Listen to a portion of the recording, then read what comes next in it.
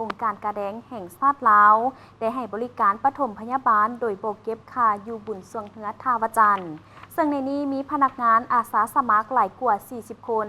และก็มีจุดประจำการไว้บริการถึง5จุดในงานบุญออกพรรษาปวารณาสวงเฮือทาวจันทร์ในปีนี้ทางองค์การกระแดงแห่งชาติลาวได้นำพาพนักงานและอาสาสมัครกู้ภัยหลายกว่า40คนไว้หับไส้พ่อแม่ประชาชนที่มาเที่ยวงานบุญสวงเฮือทาวจันทร์ตั้งแต่เวลา 8:00 น. จนถึงเวลา 18:00 น. หรือตลอด24ชั่วโมงในนี้มีจุดประจำการไว้คอยบริการให้ทั่วถึงจำนวน5จุดคือเขตสีทานเหนือ3แยกปากประซักส่วนเจ้าอนุวงศ์ข้างผามไซกรรมการและศูนย์บัญชาการสำนักงานใหญ่องค์การกระแดงหลังวัดเสียงยืนถ้าหากว่าท่านใดที่รู้สึกบ่สบายวินแดดเป็นวินอุบัติเหตุแม่นให้สังเกตพนักงานหรืออาสาสมัครของพวกเขาแม่นใส่สุดสีส้มหรือเสื้อกั๊กมีสัญลักษณ์กาแดงหรือโทรหา1625มีรถฉุกเฉินเพื่อรับใช้จากเขตบุญหาห้องหมอไว้บริการตลอด24ชั่วโมงอยู่ในนี้นะกิจกรรมที่ว่าพวกเขาเฮ็ดโดยเฉพาะแม่นพวกเขาจะมีเขาจะตั้งเป็น5จุดเนาะจุดที่1เลยแม่นจุดอยู่นี่จุดอยู่แปะหามไซเนาะแล้วจุดที่2แล้วแม่นพวกเขาอยู่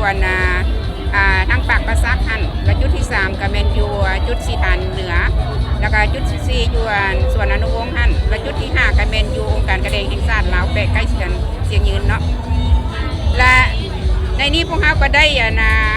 เขาเอิ้นว่าช่วยเหลือชุมชนหรือว่าทหารตำรวจเรือพนักงานต่างๆเนาะหรือว่าประชาชนก็จะมาบุญสงเฮือนนะจะมีบางคนก็เป็นลมเป็นวินสิเนาะหรือว่าเป็นถึกบ้านถึกหยังเนาะแล้วก็พวกเขาก็แล้วก็มีคนเจ็บพวกเขาก็ช่วยไปห้องหมอเนาะพวกเขาก็มีหน่วยงานอัมบูลันเนาะหรือว่ามีรถส่งหมอ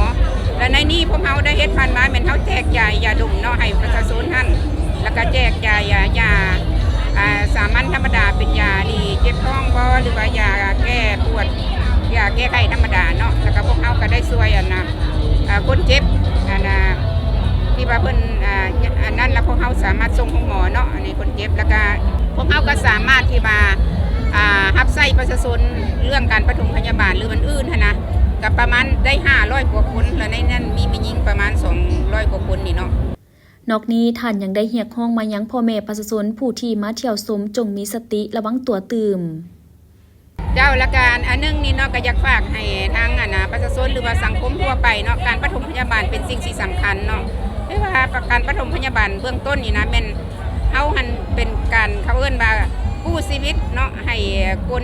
ให้มีชีวิตได้คือเฮาฮู้แล้วคันว่าคนเฮามันขาดออกซิเนาะหรือว่าอันใจเบิ่ฮอด4 หรือ 5 นาทีเฮาก็สามารถเสียชีวิตได้และดังนั้นการปฐมพยาบาลเป็น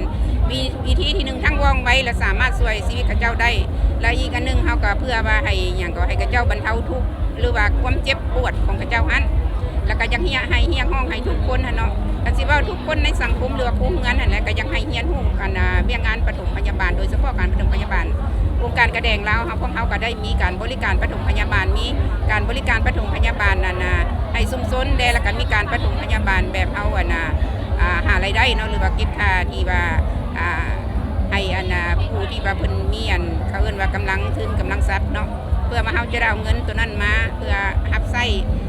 ชุมชนในการปฐมพยาบาลของพวกเขาเห็นปัจจุบันนี้เนาะ